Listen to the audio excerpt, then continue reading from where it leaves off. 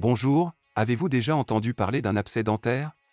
Ce problème peut vous laisser avec un mal de tête, littéralement, et beaucoup de gonflements dans votre bouche. Et croyez-moi, ce n'est pas juste une simple douleur.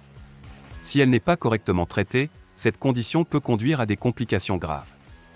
Mais ne vous inquiétez pas. Je vais vous expliquer tout ce que vous devez savoir sur les causes, les symptômes et les traitements d'un abcès dentaire afin que vous soyez préparé si vous rencontrez cette situation. Je suis le docteur Giuseppe, et aujourd'hui nous allons parler de l'abcès dentaire. Un abcès dentaire est une infection bactérienne qui peut causer beaucoup de douleur et d'inconfort.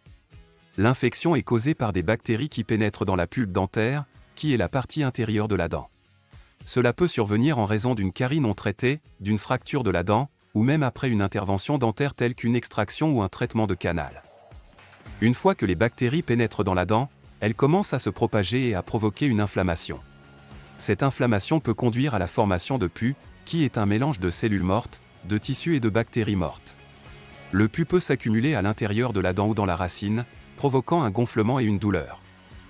Les symptômes d'un abcès dentaire peuvent inclure une douleur dentaire persistante et lancinante, une sensibilité extrême à la température, une douleur lors de la mastication ou de la morsure, de la fièvre, un gonflement du visage ou des joues, des ganglions lymphatiques gonflés ou sensibles dans la mâchoire ou le cou, et un écoulement de liquide de mauvais goût dans la bouche, suivi d'un arrêt de la douleur, ce qui peut indiquer que l'abcès s'est rompu. Il existe certains facteurs de risque qui peuvent augmenter la probabilité de développer un abcès dentaire. Les mauvaises habitudes d'hygiène bucco-dentaire, telles que ne pas se brosser les dents ou utiliser régulièrement du fil dentaire, peuvent augmenter le risque de caries et d'infections dentaires. Une alimentation riche en sucre peut également augmenter le risque de caries et d'infections. De plus, certaines affections médicales telles que le diabète et les maladies auto-immunes peuvent augmenter le risque d'infection dentaire. Si vous pensez avoir un abcès dentaire, il est important de consulter un dentiste immédiatement, car l'infection peut se propager et mettre votre santé en danger. Le traitement d'un abcès dentaire implique une gamme d'options en fonction de la gravité du cas.